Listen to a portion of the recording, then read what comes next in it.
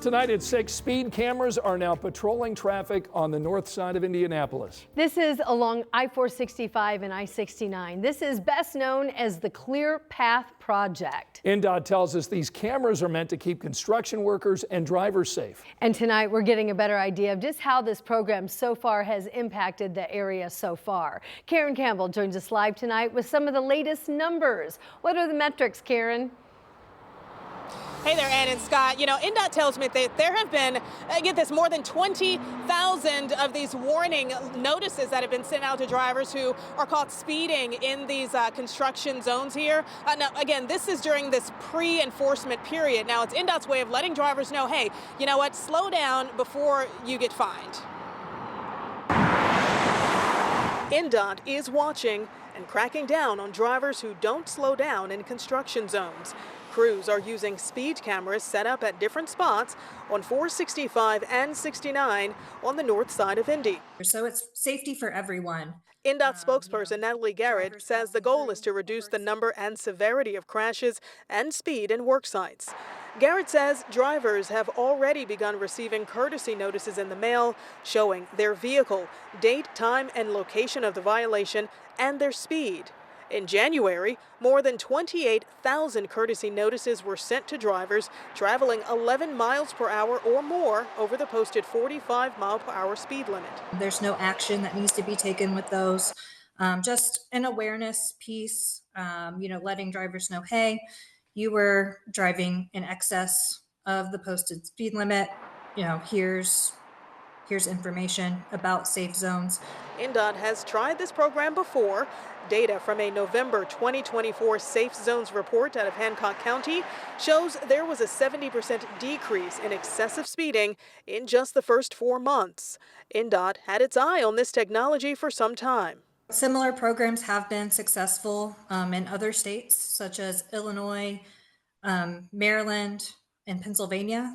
Indiana's program is actually based closely off of some of those programs. They've seen success, and we think that we can have an impact on work zone safety, traffic safety here in Indiana as well. Once INDOT sets an official date for enforcement to begin, drivers will receive additional notification. And INDOT says they expect full enforcement to begin this spring. Now, once you get your first violation, that will just be a warning. You won't be required to pay anything that first time. But say you get your second ticket the next day or even a week later, that will cost you $75. And any more violations you get in the mail after that will cost you $150. So here's the bottom line. INDOT says to avoid paying these fines, just, pay attention to the signage on the road and slow down and drive the recommended speed limit in construction zones to keep everybody safe. Scott, Ann? All right, Karen, thanks so much. Also, it's important to note that if you do get one of these, it will not have points that count against your license, because these are from INDOT, not the police. And the good news is there is an end in sight for all the workers on the northeast side. Work started there back in 2022. And when this Clear Path 465 project is complete, it's going to look a lot like this. Yeah, most of the work right now is on track to wrap up by the end of this year. Additional work is scheduled for 2026. In fact, if you'd like to see how the traffic patterns are going to change, we've got this full video so you can see it. It's on WTHR.com.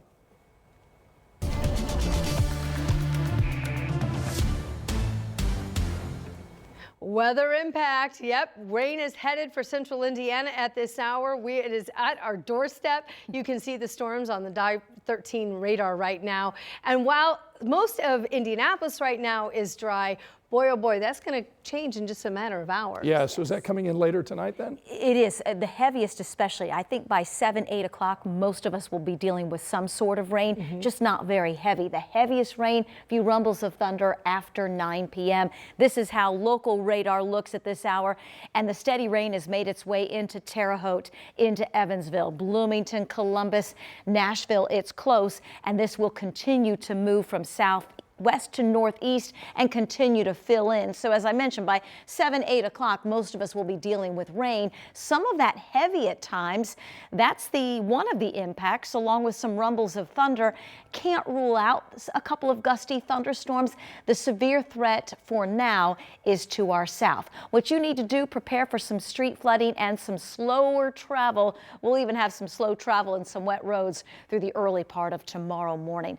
We're expecting a ½ inch to an inch of rain, just enough for some minor street flooding. You can see with Future Track 13 the steady rain arriving between now and 7 p.m. Some pockets of heavy rain between 9 and 11, and there will still be some lingering showers around the early part of tomorrow. By this time tomorrow, it's rain showers changing over to snow showers. I'll cover that in the full forecast. All right, see you in a bit, Angela. And of course, you can track this rain with our interactive radar by getting the Live Doppler 13 weather app. It's a free download. You can go get it right now in the App Store. And once you get it, sign up for the notifications. That way you'll stay updated. The Department of Public Works is taking advantage of the recent dry and warmer weather we've had right now to tackle what's a pretty big issue. And we're talking about potholes. Crews back out again today, filling potholes with the hot mix. DPW is telling us that provides longer lasting treatment on the roads. Now, earlier this year, the department reported more than 4,000 potholes all across the city. Still, they say they need your help to keep up with the issue.